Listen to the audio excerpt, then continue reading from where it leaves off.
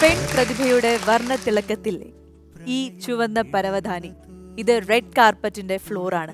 പക്ഷെ ഇന്ന് ഈ റെഡ് കാർപ്പറ്റിന്റെ ഫ്ലോർ കാണുമ്പോൾ നിങ്ങൾ നോക്കിയറിയാം കുറേ നല്ല പെയിന്റിങ്സ് ആണ് നമുക്ക് ചുറ്റും ഇരിക്കുന്നത്. എനിക്കിത് കാണുമ്പോൾ ഒരു പെയിന്റിംഗ് എക്സിബിഷന്റെ ഒരു ഫ്ലോർ ആണ്, അങ്ങനെയാണ് ഫീൽ ചെയ്യുന്നത്. അതിനൊരു കാരണമുണ്ട്. ഈ പെയിന്റിങ്സ് ഒക്കെ ചെയ്ത ഒരു വിസ്മയ കലാകാരിയാണ് ഇന്നത്തെ എപ്പിസോഡിൽ നമ്മൾ പരിചയപ്പെടാൻ പോകുന്നത്. പക്ഷെ അതിനൊക്കെ മുൻപ് നമ്മുടെ ഒരു റെഗുലർ ഫോമാറ്റിൽ തന്നെ നമുക്ക് പോവാം. എൻ്റെ സുഹൃത്തും മലയാളികളുടെ ഇഷ്ട നായികയും നമ്മുടെ കിലുക്കാമ്പെട്ടി പ്രയാഗ അവിടെ വെയിറ്റ് ചെയ്യുന്നുണ്ട്. സോ ഈ ഷോയിലേക്ക് നമുക്ക് പ്രയാഗേനെ ആദ്യം ഇൻവൈറ്റ് ചെയ്യാം. Let's welcome our dearest Prayaga Martin. Prayaga, എന്തോ പടം വരയുടെ കാര്യം പറഞ്ഞപ്പോൾ എനിക്ക് അറിയാവുന്ന ഒരു കാര്യമാണ്, പ്രയാഗയ്ക്ക് അത്യാവശ്യം പടം വരയ്ക്കാൻ അറിയാം, പടം വരയ്ക്കുന്നത് ഇഷ്ടമാണെന്നൊക്കെ.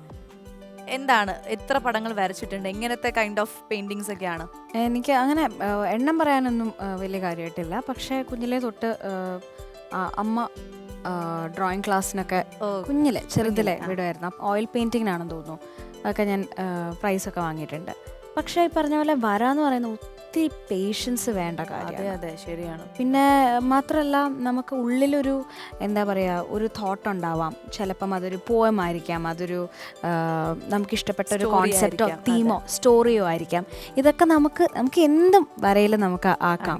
അപ്പം അതിന് അതിൻ്റെതായിട്ടുള്ള ടൈമും കാര്യങ്ങളൊക്കെ വേണം. നല്ല ക്ഷമ വേണ്ട ഒരു കാര്യമാണ്. നമ്മുടെ എന്താ പറയുക, എപ്പോഴും എല്ലാവർക്കും ഒരു ബബ്ലി ആയിട്ടുള്ള ക്യാരക്ടറായിട്ട് കാണാനൊക്കെയാണ് പ്രയാഗേനെ ഇഷ്ടം. നമ്മുടെ ബ്രദേഴ്സ് ഡേയിൽ അങ്ങനെ ഒരു ക്യാരക്ടറാണ് ചെയ്തത് അല്ലേ? ആ സിനിമയെ കുറിച്ചിട്ടും അതിൽ നിങ്ങൾ കുറെ ആർട്ടിസ്റ്റുകൾ ഉണ്ടായിരുന്നു. പൃഥ്വിരാജ് ആയിരുന്നു ഹീറോ എങ്കിലും നിങ്ങൾ 4 നായികമാരുണ്ടായിരുന്നു. അപ്പൊ അതിന്റെ ഒരു രസമൊക്കെ ലൊക്കേഷനിൽ എങ്ങനെയായിരുന്നു? ഷാജോൻ ചേട്ടൻ, അദ്ദേഹം ഒരു ഭയങ്കര ഹ്യൂമർ സെൻസ് ഉള്ള ഒരു വ്യക്തിയാണ്. അതെ. ഷാൻ ചേട്ടൻ is almost like a family മെമ്പറിനെ പോലെയാണ്, അത്രയും ക്ലോസ് ആണ്. പിന്നെ ഇപ്പം മിയ ചേച്ചി ആണെങ്കിലും ഐഷു ആണെങ്കിലും മഡോണ ആണെങ്കിലും നേരത്തെ അറിയാവുന്നവരാണ്, നല്ല സുഹൃത്തുക്കളാണ്. അപ്പോൾ ഒരിക്കലും എന്താ പറയുക, നമ്മൾ വർക്ക് ചെയ്യാന്നുള്ളത് തന്നെ ഷാൻ ചേട്ടനൊക്കെ ഇടയ്ക്ക് ഞങ്ങളെ വഴക്ക് പറയുമ്പോഴാണ് മഡോണെ ഞാനൊക്കെ കോമ്പിനേഷൻ സീൻസിൽ ഞങ്ങളിങ്ങനെ സംസാരിച്ച് ഒരു മിനിറ്റ് കേട്ടോ സംസാരിച്ചോട്ടെ 5 minutes എന്നൊക്കെ പറയാം. എന്നിട്ട് ഞങ്ങൾ തന്നെ ഓർക്കും അയ്യോ. ഇപ്പോൾ ഷാൻ ചേട്ടൻ്റെ എനിക്കാണ് ഏറ്റവും കൂടുതൽ വഴക്ക് കിട്ടിയിട്ടുള്ളത്. എന്നെ വഴക്കൊക്കെ പറയും, വേറെ ആരും വഴക്ക് പറയത്തില്ല. അതിന്റെ പേരിൽ ഞാൻ വഴക്കുണ്ടാക്കിയിട്ടുണ്ട്. കണ്ടിട്ടില്ല ദേഷ്യപ്പെടുന്നതും എന്നൊക്കെ പറഞ്ഞു എന്നെ പേടിപ്പിക്കുകയൊക്കെ ചെയ്യും. ഒരിക്കലും ഇല്ല. രാജേട്ടൻ സൂപ്പർ കൂൾ. ഞാൻ പൃഥ്വിരാജൻ എന്ന നടന്റെ നല്ലൊരു ആരാധികയാണ്. അതുകൊണ്ട് തന്നെ എനിക്ക് അദ്ദേഹമായിട്ട് വർക്ക് ചെയ്യുമ്പോൾ ആ റെസ്പോൺസിബിലിറ്റി നമുക്ക് വരും. സത്യം പറഞ്ഞാൽ എനിക്ക് വെണ്ണീല കുമ്പിലെ അതില്ലേ ലാലേട്ടൻ ആൻഡ് ദിവ്യ ചേച്ചിയുടെ, അപ്പോൾ എനിക്ക് ഏറ്റവും ഇഷ്ടപ്പെട്ട പാട്ടും ഞാൻ എപ്പോഴും ഇങ്ങനെ മനസ്സിങ്ങനെ ആലോചിച്ചിട്ടുണ്ട്. അങ്ങനെയൊക്കെ ഒരു റോള് കിട്ടിയ സിസ്റ്റർ, ബിഗ് ബ്രദർ, അങ്ങനെ. അപ്പോൾ ഇത് വന്നപ്പോൾ ഞാനൊന്നും നോക്കിയില്ല. പിന്നെ ഷാജൻ ചേട്ടനാണ് ഡയറക്റ്റ് ചെയ്യുന്നതും. അങ്ങനെ നേരെ യെസ് പറഞ്ഞ് ചെയ്ത സിനിമയാണ്. ഒരു 2 പേര് പാടിയില്ലോ അതിന്റെ ഇടയ്ക്ക്? ഏതെങ്കിലും ഒരു പാട്ട് ഞങ്ങളുടെ പ്രേക്ഷകർക്ക് വേണ്ടി ഞാൻ എന്തായാലും ഈ പാട്ട് തന്നെ അറിയാമെങ്കിൽ പാടാട്ടോ. ചേട്ടൻ അതെനിക്ക് ഫുള്ളായിട്ട് വേറെ ഏതെങ്കിലും പാട്ട്? ജോൺസൺ മാസ്റ്ററിന്റെ അനുരാഗിണി, യേശുദാസ് സാർ പാടി വെച്ച പാട്ടാണ്. കായലിൻ പ്രഭാത ഗീതങ്ങൾ കേൾക്കുമീ തുഷാരമേഘങ്ങൾ, കായലിൻ പ്രഭാത ഗീതങ്ങൾ കേൾക്കുമീ തുഷാരമേഘങ്ങൾ,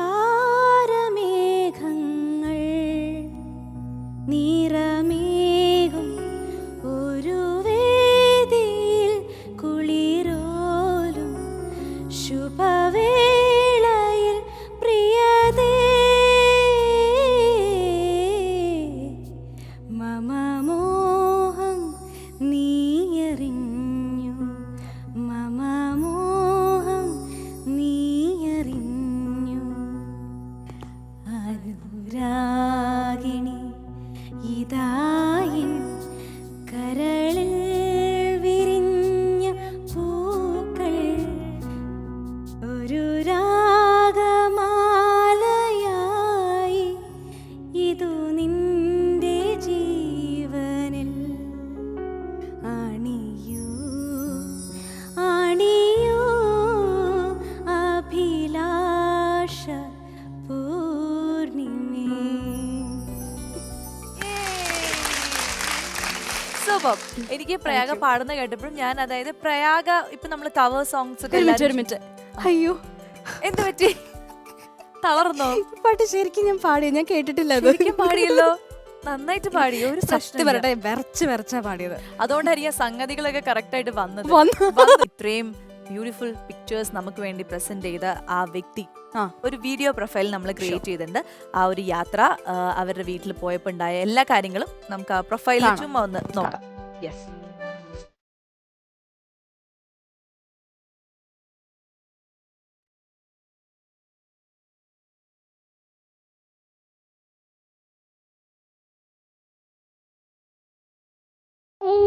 നിരകളാടും ഒരു ഹരിത ചാരുതീരം, പുഴയോരം കളമേളം കവിത പാടും വീണം. എനിക്ക് ഈ ഒരു മൊമെന്റിൽ ഈ പാട്ടാണ് പാടാൻ തോന്നിയത്. കാരണം എൻ്റെ ചുറ്റും ഇങ്ങനെ നോക്കുമ്പോൾ അറിയാൻ പറ്റും ഭയങ്കര ഭംഗിയുള്ള കുറേ കാഴ്ചകൾ. എൻ്റെ യാത്ര സാധാരണ ഞാൻ സ്വന്തമായിട്ട് ഡ്രൈവ് ചെയ്താണ് പോവാറ്. പക്ഷേ ഇന്നത്തെ എനിക്കൊരു ഡ്രൈവറുണ്ട്. ഇന്നത്തെ എൻ്റെ യാത്ര റോഡിലൂടെയല്ല, വെള്ളത്തിലൂടെയാണ്. അപ്പോൾ ഇത്രയൊക്കെ പറയുമ്പോഴത്തേക്കും പെട്ടെന്ന് നോക്കുമ്പോൾ ഒരു കൺഫ്യൂഷൻ വരും. ലക്ഷ്മി എവിടെയാണ്? ലക്ഷ്മി മറ്റൊരിടത്തും അല്ല, കിഴക്കിൻ്റെ വെനീസ് എന്ന് പറയുന്ന ആലപ്പുഴ.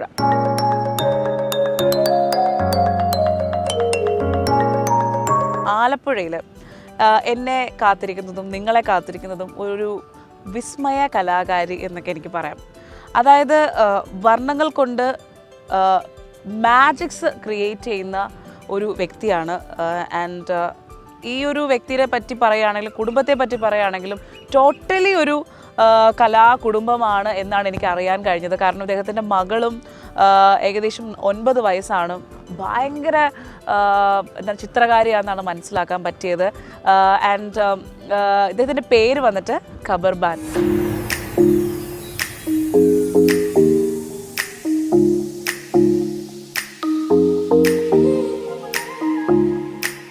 എന്തായാലും നമുക്ക് പോയി കൂടുതൽ വിശേഷങ്ങൾ അറിയാം. നമ്മുടെ കാഴ്ചകൾ ഞാൻ കണ്ടുകൊണ്ടിരിക്കുകയാണ്.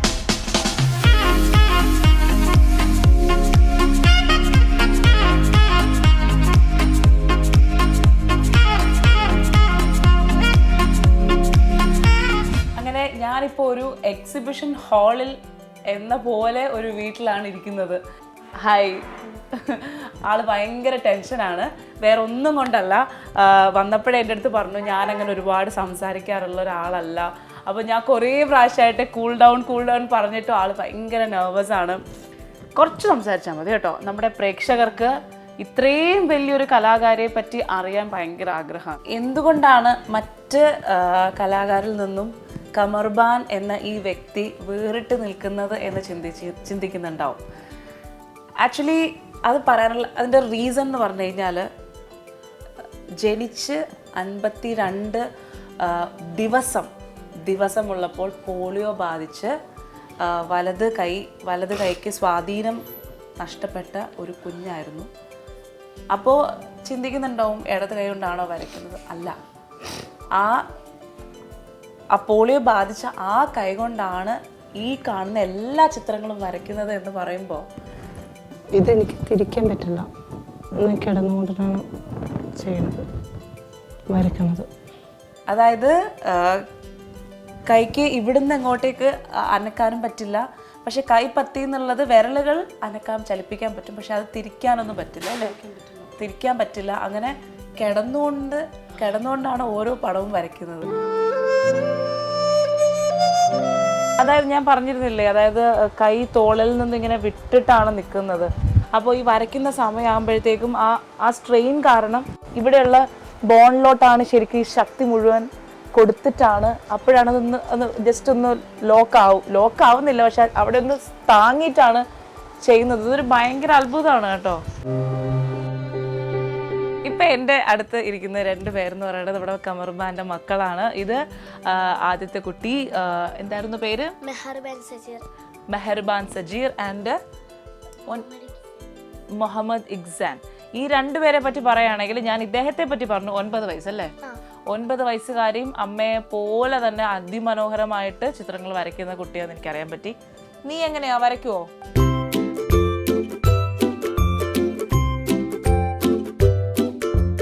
ആള് ഭയങ്കര നെർവസ് ആണല്ലേ?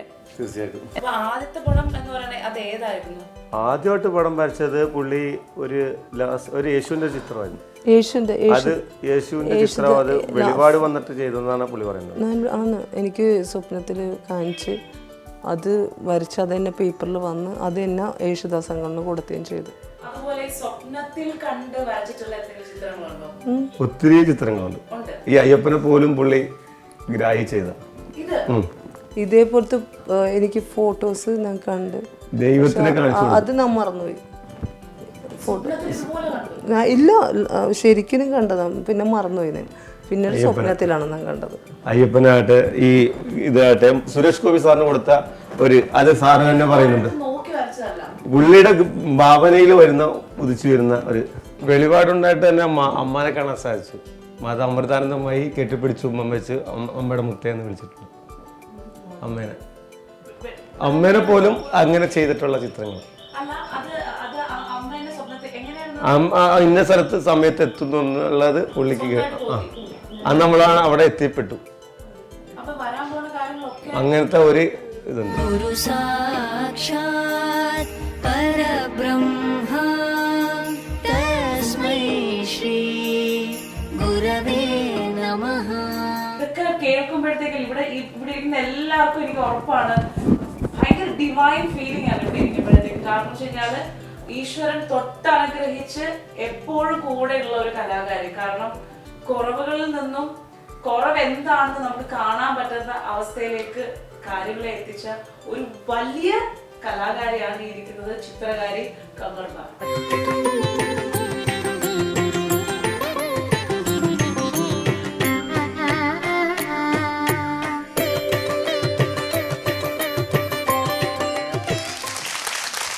ഒരുപാട് സ്നേഹത്തോടെ ബഹുമാനത്തോടുകൂടി ഞങ്ങളുടെ റെഡ് കാർപ്പറ്റിന്റെ വേദിയിലേക്ക് സ്വാഗതം ചെയ്യുന്നു കമർ ബാൻ സജീർ.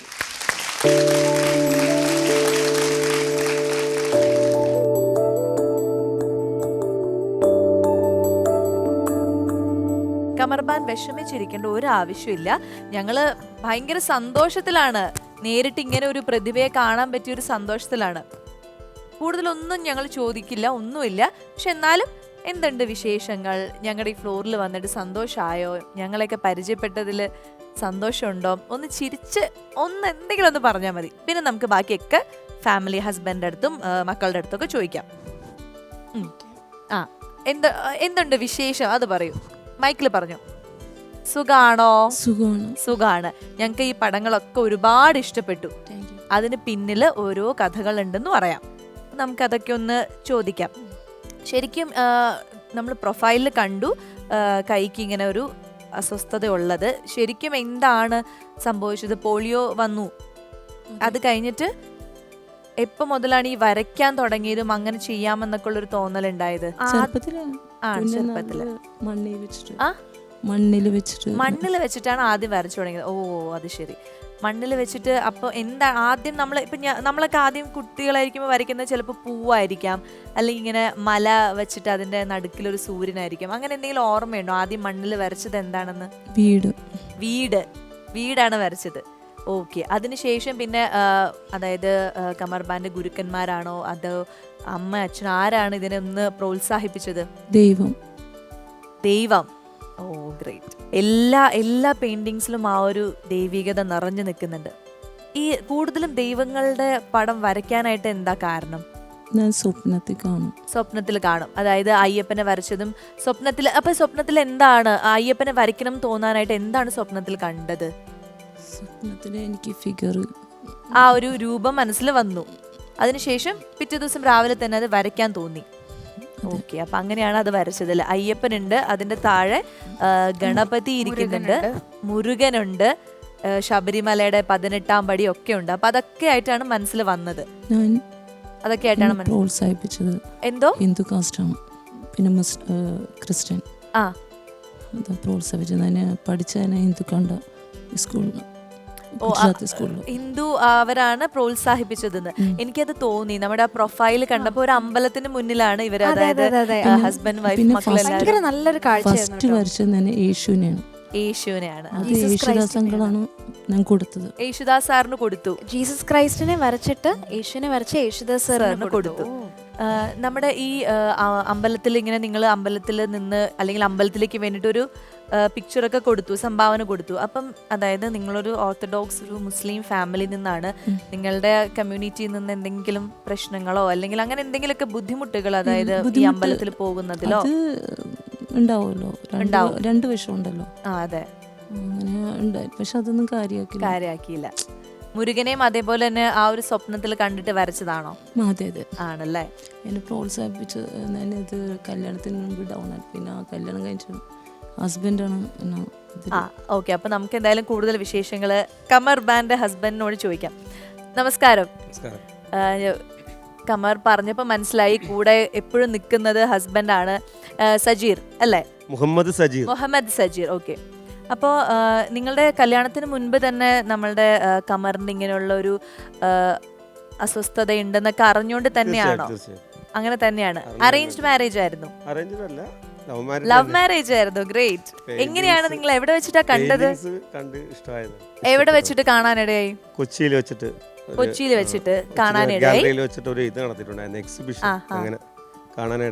അപ്പൊ ഇതാരാ വരച്ചത് എന്നുള്ള ഇങ്ങനെ അന്വേഷിച്ച് അവസാനം ഈ വ്യക്തിയിലേക്ക് എത്തിപ്പെട്ടു. എത്ര നാൾ പ്രേമിച്ചു നടന്നു നിങ്ങള്? എന്തോ 3 months. ഓ ശരി ശരി. എന്റെ പെയിന്റിങ് വാങ്ങാൻ വന്ന ഇതാണ്. പെയിന്റിംഗ് വാങ്ങാൻ വന്ന ആളാണ്. പെയിന്റിംഗ് വാങ്ങാൻ വന്ന ആള് പെയിന്ററെ അടിച്ചുകൊണ്ട് പോയി. അങ്ങനെയാണ് ഇവിടെ സംഭവിച്ചത്. എന്നെ ഒരുപാട് ശല്യം ചെയ്തിട്ട്. കൊറേ സത്യങ്ങളൊക്കെ ഒരുപാട് ശല്യം ചെയ്തിട്ടുണ്ട്. ശല്യം ചെയ്തിട്ടുണ്ട്. ഫോണിൽ കൂടെ എന്നെ ബാനാന്ന് വിളിച്ചിട്ടുണ്ട്. എന്റെ വീട്ടില് എന്റെ ബാനാന്നാണ്. പിന്നെ കമർ ബാൻ എന്റെ സ്കൂൾ നെയിമും അതിനറിയണവര് മാത്രമുള്ള എന്നെ കമർ ബാൻ. അപ്പൊ എന്റെ പേര് എന്റെ വീട്ടിലത്തെ ഇതാരാണ് ഞാനോർത്ത് എന്റെ കസിനായിരിക്കും. 2 പ്രാവശ്യം എനിക്ക് ഉറക്കമുണ്ടായില്ല. എന്ന് പെയിന്റിങ് ചെയ്തുകൊണ്ടിരിക്കുന്ന ആള് എനിക്ക് അങ്ങനെ ഉറങ്ങാറില്ലെന്ന്. രാത്രി സമയത്താണ് പെയിന്റിങ്സ് ചെയ്യുന്നത്. അപ്പൊ എനിക്ക് ഇത് കൺഫ്യൂഷൻ വിളിച്ചിട്ട് അറ്റൻഡ് ചെയ്യണില്ല. 2 പ്രാവശ്യം ഇരുന്നു. പിന്നെ അതറിയാൻ വേണ്ടി അപ്പൊ നമ്മുടെ കസിന് പള്ളിയിൽ ഒരു പോയിട്ടുണ്ടായിരുന്നു. അപ്പൊ അവിടെ വെച്ച് മീറ്റ് ചെയ്തിട്ടുണ്ടായിരുന്നു നമ്മുടെ കസിൻ. അങ്ങനെ പുള്ളിക്കാരത്തിന്റെ ജസ്റ്റ് ഒന്ന് ട്രൈ ചെയ്ത് നോക്കി, ഒന്ന് വെറുതെ ഒന്ന് ഇട്ട് നോക്കിയതാ. അത് കഴിഞ്ഞിട്ടാണ് എന്റെ പെയിന്റിംഗ് വാങ്ങാൻ വന്നത്. അത് കഴിഞ്ഞിട്ടാണ് പെയിന്റിംഗ് വാങ്ങാൻ വന്നത്. ഓ, അപ്പൊ ആദ്യമേ തന്നെ ഒന്ന് നോട്ടിട്ട് വെച്ചു. ശരിക്കും ഇതൊരു സിനിമയാക്കാൻ പറ്റിയ കഥ. ശരിയാണ് കേട്ടോ, നല്ലൊരു സിനിമയുടെ ഒരു കഥയാണ്. എന്നിട്ട് പെയിന്റിംഗ് വാങ്ങാൻ വന്നു, ഫോണിൽ കൂടെ ശല്യം ചെയ്തു. അത് കഴിഞ്ഞിട്ട് എനിക്കൊരു പുതിയ ഫോൺ വാങ്ങിക്കൊണ്ടു. പുതിയ ഫോൺ പറഞ്ഞു എനിക്ക് ഇഷ്ടമുണ്ടെങ്കിൽ എന്നാ ഇത് ഇല്ലേ അങ്ങോട്ട് വിട്ടേക്ക്, എനിക്ക് വേണ്ടി ഇഷ്ടമുണ്ടെങ്കിൽ ഈ ഫോണിൽ നിന്ന് വിളിക്കണം എന്ന് പറഞ്ഞോ. അപ്പൊ എനിക്ക് കുറെ മിഠായികൾ കൊണ്ടുവന്നു. ഇപ്പൊ ജീവിതത്തിൽ അങ്ങനെ എന്റെ ആലപ്പുഴന്ന് എന്നെ തേടി വന്ന കൊച്ചിയിലേക്ക് മിഠായിയും ജീവിതത്തിൽ കിട്ടിയിട്ടില്ല. 2 weeks അങ്ങനെ ഇട്ടിട്ട് എന്നാ ഇത് എനിക്കെന്ന് വെച്ചാൽ എനിക്ക് എൻ്റെ കഴിവ് പോവല്ലോ എന്ന് വിചാരിച്ചിട്ടാണ്. എനിക്കല്ല ഒരു പുരുഷനെ എനിക്ക് ഇഷ്ടമല്ല എൻ്റെ ജീവിതത്തിൽ. ഞാനൊരു റൂമിൽ ഇങ്ങനെ ക്ലാസ് കഴിഞ്ഞാൽ ഇത് റൂമായിട്ട് കഴിഞ്ഞുകൊണ്ടിരും. എനിക്ക് അങ്ങനെ ഉണ്ടെങ്കിൽ മാത്രം ഭാവനയിൽ ഓരോരുത്തർ ഇത് വന്നത് ഞാൻ ഓരോരുത്തർക്ക് പറഞ്ഞു കൊടുക്കുകയും ചെയ്യും. പിന്നെ അങ്ങനത്തെ ഒരു ഇതാണ് ഇഷ്ടമല്ല. വോയിസുകൾ എങ്ങനത്തെ ഞാൻ പഠിച്ച ഗുജറാത്ത് സ്കൂളിലാണ്, ബോയ്സ് ആൻഡ് ഗേൾസ് ആൻഡ് ഇതാണ്. പക്ഷെ അന്നും പറഞ്ഞിട്ട് എൻ്റെ സ്കൂളിൽ അതൊന്നും ഇഷ്ടമില്ല. ഓരോരുത്തർ പറഞ്ഞു കേട്ടത് എനിക്ക് മുസ്ലിംസിന് അത്രക്കും എന്ന് പറഞ്ഞാൽ മാരേജിനെ പറ്റി അങ്ങനത്തെ ഭയങ്കര ഇതാ. അപ്പൊ എനിക്ക് എനിക്ക് ഇഷ്ടമല്ലായിരുന്നു ബോയ്സാണ്. പിന്നെ ഒരുപാട് എൻ്റെ മുമ്പിൽ ശല്യം ചെയ്ത് കരഞ്ഞാട്ടി വീട്ടിൽ നിന്ന് ഇട്ടെറിഞ്ഞ് വന്ന് ഞാൻ പറഞ്ഞു നിങ്ങൾ ഉദ്ദേശിക്കുന്ന ആളല്ല, എനിക്ക് എൻ്റെതായിട്ടുള്ള ഇതുണ്ട് എന്ന് പറഞ്ഞു. പിന്നെ എനിക്ക് പുത്തൻ ഫോണിലും കൊണ്ടുവന്ന് പിന്നെ ഞാൻ 2 days കഴിഞ്ഞിട്ട് ഞാൻ പറഞ്ഞു. പിന്നെ ഉമ്മാട്ട് പറഞ്ഞു. അത് ശരി. അപ്പം ഇഷ്ടമല്ലാതിരുന്നിട്ടും ആ ഒരു ഇഷ്ടം എങ്ങനെയോ എനിക്ക് വിശ്വസിക്കാൻ പറ്റുന്നില്ല. ചേട്ടനൊരു അത്ഭുത പ്രതിഭ തന്നെയാണ്. അതായത് ചേച്ചിയെ പോലെ ഖബർമാനെ പോലെ ഇത്രയും ടാലന്റഡ് ആയിട്ടുള്ള, ഇത്രയും സ്റ്റബൺ ആയിട്ടുള്ള എന്ന് പറഞ്ഞു കഴിഞ്ഞാൽ എൻ്റെതായിട്ടുള്ള എൻ്റെ തീരുമാനങ്ങൾ മാത്രം ഉള്ളൊരു വളരെ സ്ട്രോങ് ആയിട്ടുള്ളൊരു ലേഡീനെ വളച്ചെടുത്തല്ലോ. ലോകം കണ്ടത് ഇക്ക് കെട്ടിൻ്റെ ഇഷ്ടമാണ്. അതാണ്, അങ്ങനെയും സംഭവിക്കാം. ഒരുപാട് സ്ത്രീകൾക്ക് ഒരു ലൈഫ് പാർട്ട്ണർ വരുമ്പോൾ അവരുടെ ലൈഫ് മൊത്തത്തിൽ മാറും. പിന്നെ തീർച്ചയായും നമ്മുടെ അതിനും ഒരു എക്സാമ്പിൾ ആണ്. അപ്പം ഈ വനിതാ രത്നങ്ങളുടെ വേദിയിൽ ചേട്ടനും ഒരു കയ്യടി അർഹിക്കുന്നുണ്ട്. തീർച്ചയായിട്ടും ചേട്ടാ. അപ്പൊ നമുക്ക് എന്തായാലും നമ്മുടെ കമറിന്റെ ഒരു പെർഫോമൻസ് നമുക്ക് കാണണ്ടേ? റെഡി അല്ലേ? ഞാൻ ചെയ്തിട്ട് കാട്ടിപ്പോരെ. ഫിനിഷ് ആയിട്ട് കണ്ടോളാം. അതുവരെ ഞങ്ങള് അത് ശ്രദ്ധിക്കില്ല. കമറിന് എങ്ങനെയാണോ ആ ഒരു ഇതില് തരാം.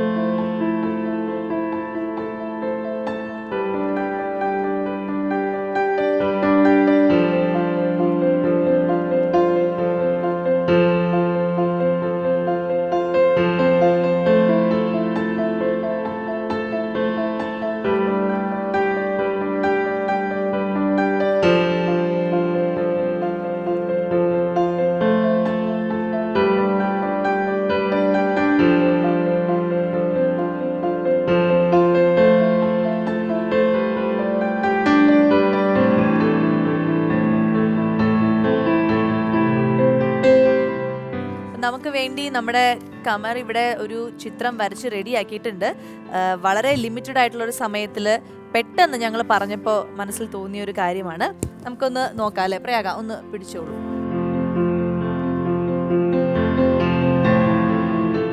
ഇതാണ് നമ്മളുടെ കമർ വരച്ചൊരു ചിത്രം. മൈക്കിള്, ഇത് മരങ്ങൾ അല്ലേ? ഒരു 3 മരങ്ങളെയാണ് ഇവിടെ നമുക്ക് കാണാൻ കഴിയുന്നത്. അതിന് വേറെ എന്തെങ്കിലുമൊക്കെ അർത്ഥങ്ങൾ ഉണ്ടോ, മനസ്സിൽ കണ്ടിട്ടാണോ വരച്ചെന്നുള്ളത് അറിയില്ല. എന്തായാലും അസലായിട്ടുണ്ട്. ഈ ഒരു പെയിന്റിങ് മാത്രമല്ല കേട്ടോ, ഇവിടെ വരച്ചിരിക്കുന്ന എല്ലാ പെയിന്റിങ്സും അസലായിട്ടുണ്ട്. ദൈവം ശരിക്കും എപ്പോഴും കൂടെ ഉള്ള ഒരു വ്യക്തി തന്നെയാണ് കമർ. അതേപോലെ തന്നെ ഫാമിലി എല്ലാവരും ഒരേപോലെ സപ്പോർട്ട് ചെയ്യുന്നതാണ്. ഞങ്ങളുടെ റെഡ് കാർപ്പറ്റിന്റെ വേദിയിലെ ഏറ്റവും പെർഫെക്റ്റ് ആയിട്ടുള്ള ഒരു വനിതാ രത്നമാണ്. ഒരുപാട് സന്തോഷം.